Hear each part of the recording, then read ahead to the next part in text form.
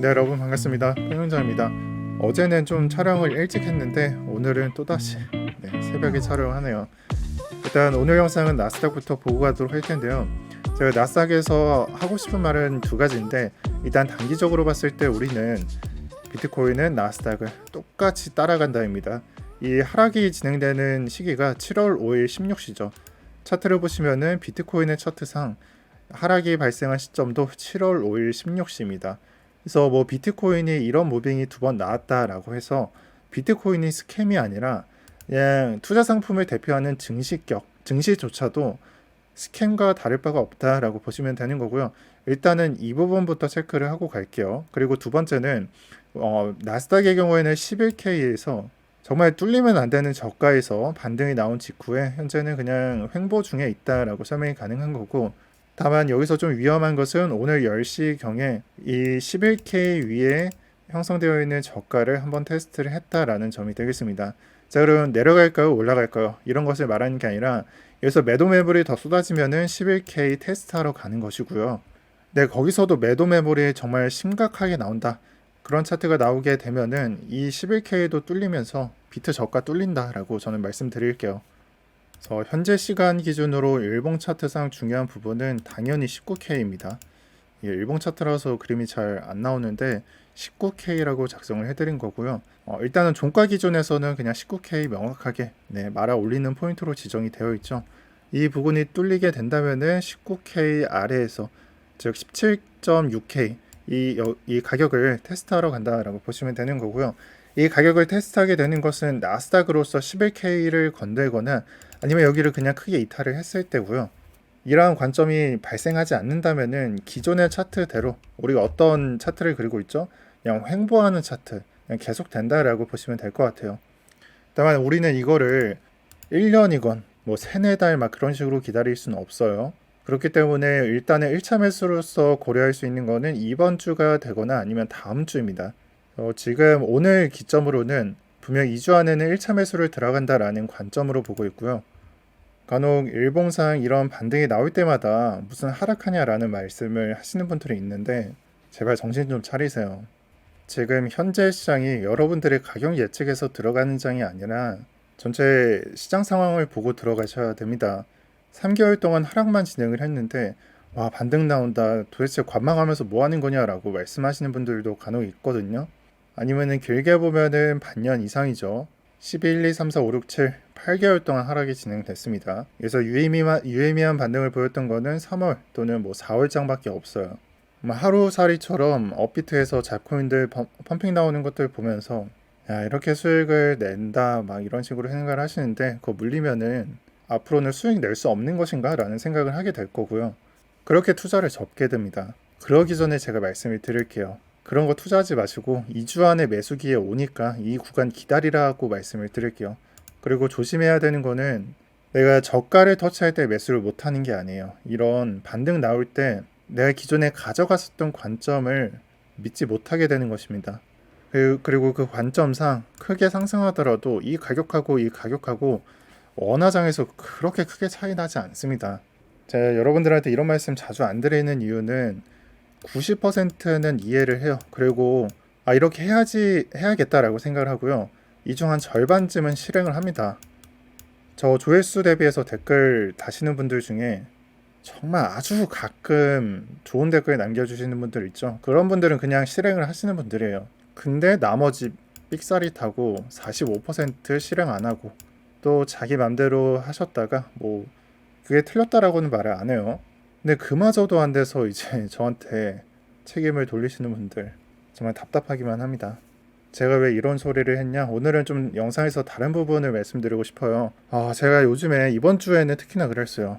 이게 도대체 미 10년물 국채금리가 왜 내려가지? 제가 봤을 때는 채권 시장도 그렇게 좋지 않은 것 같아서 매수하는 것 같지도 않고, 이게 내려간다는 거는 그러면 인플레이션이 좀 완화가 된다는 건데 그런 것 같지도 않아요. 그래서 좀 약간 멍한 상태로 좀 뉴스를 보다 보니까 그냥 블룸버그의 기사가 맞는 것 같습니다. 스태그플레이션의 핵심은 리세션하고 인플레이션이라고 말씀을 드렸잖아요. 근데 지금 미 10년물 국제금리가 내려가게 되는 것은 블룸버그에서는 리세션 우려로 이게 내려간다라고 설명을 하고 있습니다. 그리고 밑에 자세한 설명이 나와 있고요. 이거 설명하면은 영상 20분 넘어가니까, 그리고 주제하고도 좀 벗어나니까 패스하도록 할게요. 자, 그래서 다 생략하고 보면은 경제 침체, 리세션 우려로 이런 차트가 나오는 것이다 라고 설명을 하는 게 합당한 것 같고요. 이건 미국만의 문제가 아니죠. 사실 전 세계 경제는 그냥 미국만 봐도 된다라고 설명을 하는데, 우리 한국도 그렇게 좋은 상황은 아닙니다. 제가 금리나 이런 쪽을 설명을 할 때 전체 투자 상품에 대해서 설명을 할 때가 많아요. 약 2년 전 또는 1년 반 전에 제가 설명을 할 때 금리가 당분간은 그렇게 크게 올라갈 일이 없다라고 설명을 하면서 이건 투자 상품에 대해서 정말 좋은 신호라고 말씀을 드렸던 적이 있던 것 같아요. 또 어떻게 보면은 21년도 7월, 한국은 21년도 7월부터 금리가 오르기 시작했죠. 금리가 오른다라는 것은 무엇일까요? 우리가 은행에 돈을 맡기면은, 단순하게 생각해서 우리가 은행에 돈을 맡기면은 이자를 주는 것도 이 금리에 따라 결정이 되죠. 이 금리 플러스 이 시중은행의 이율 더해서 대출이든 이자든 그런 식으로 책정을 받아서 받게 되어 있으니까요. 그럼 투자만으로 단순히 생각을 해봤을 때 금리가 올라가게 되는 것은 투자 심리가 높아질 수는 없어요. 단순하게 그냥 예금을 하면 돈을 많이 주니까 투자 상품 쪽의 가격이 좋지 않을 것이다 라고 보는 것이 합당합니다. 자, 그렇기 때문에 오늘 영상에서 제가 좀 말씀드리고 싶은 거는, 요즘 모든 게 다 불확실성을 달고 있잖아요.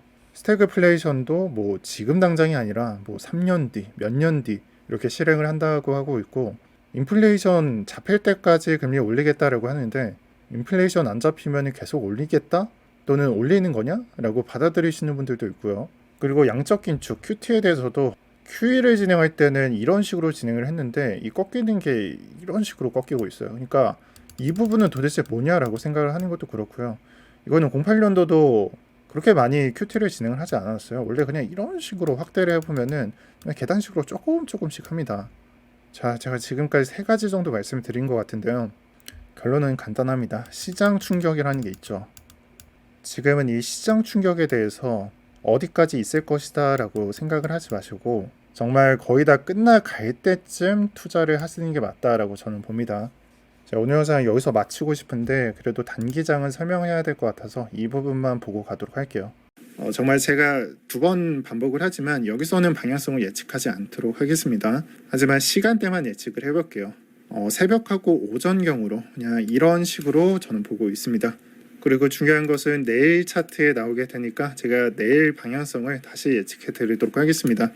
제가 보통 단타나 스캘핑 들어갈 때 가장 중요하게 보는 것은 가격하고 시기입니다. 그래서 시기는 세로에 걸리겠죠. 시간대 설정을 하니까요.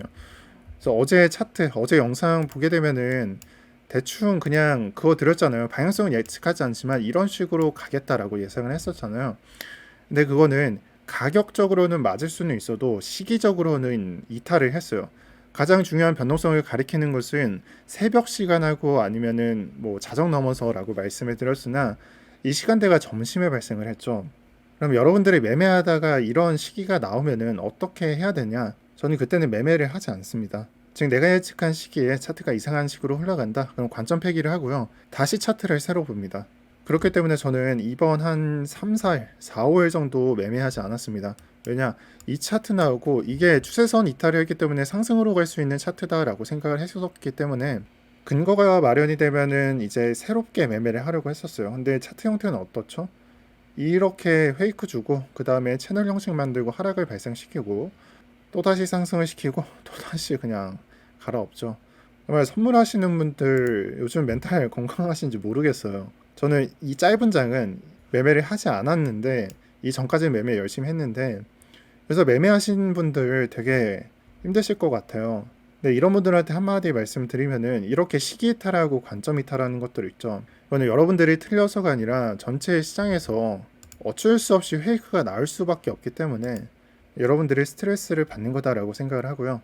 저는 내일장이나 아니면은 좀 내일 전반적으로 새벽에 큰 반등 안 나오면은 이전과 같은 약세 나올 것이다 라고 저는 말씀드리고 싶어요. 이전과 같은 약세가 어디냐? 큰 반등한 다음에 다시 내리고 하락세가 깊은데 반등이 크게 안 나왔던 장이 있었죠. 반등이 나와야 하는데 반등이 안 나온다. 그건 약세에 갇혔다라는 말이고요. 이 새벽 시간에 테스트를 하고 만약에 반등이 크게 안 나온다면 예를 들어서 오늘 뭐 자정 시간에는 좀 반등이 나왔어야 되는데 여기서도 안 나왔고요. 또 반대로 예를 들면은 오전까지는 좀 반등의 기미를 보이고 한 점심 전까지는 반등이 나와야 합니다. 근데 그마저도 반등이 크지 않다면은 저는 약세로 흘러갈 것이다 라고 말씀을 드릴게요.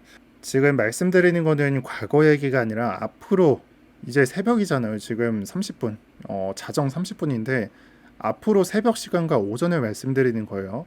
그래서 반등 크게 안 나오면은 약세로 흘러갈 것이다 라고 말씀을 드리는 겁니다.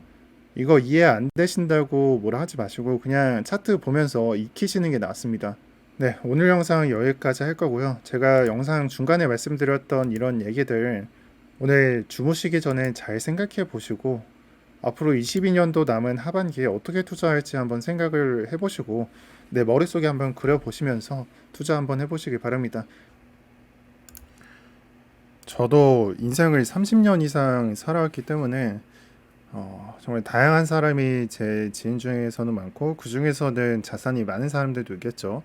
그 자산이 많은 사람들은 건물을 갖고 있거나 아니면 상가를 그냥 몇 층 갖고 있거나 그러니까 빌딩 중에 몇 층을 갖고 있거나 그런 식으로 분양해서 받는 사람들도 있을 거고요. 그 규모가 뭐 몇백억 단위일 수도 있고 50억이 넘는 몇십억일 수도 있어요.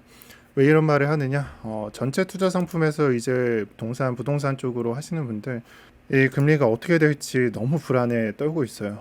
근데 우리 같은 비트코인에 투자하는 사람들도 저는 솔직히 말해서 한국은행 금리는 신경 안 써도 된다라고 생각을 하지만 한국은 그렇잖아요. 미국보다는 금리 높아야 되잖아요. 그래서 미국 10년물 국채 금리도 신경 쓰고 또 연준 금리도 저는 신경을 좀 써야 된다라고 생각을 합니다.